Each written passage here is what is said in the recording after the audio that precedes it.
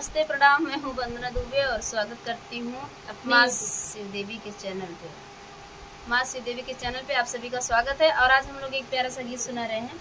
Indu Prajapati sister हैं और आप लोग को सुनाएंगे प्यारा सा गीत। कैसे लगेगा कमेंट में बताइएगा। चुटकुल्ला ना जी। नदिया तक बाल में साथे चला, नदिया तक बाल में साथे चला, साथे चला हो साथे चला, नदिया तक बाल में साथे चला, नदिया तक बाल में साथे चला।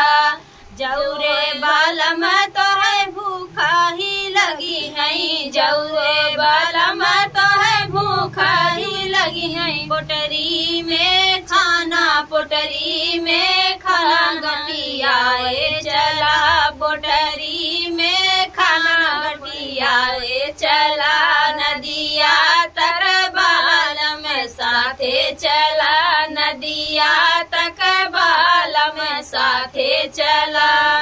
जौरे बाल में तो है प्यास ही लगी है, जौरे बाल में तो है प्यास ही लगी है। डगरी में कुआना, डगरी में कुआना खुदवाए चला, डगरी में कुआना खुदवाए चला।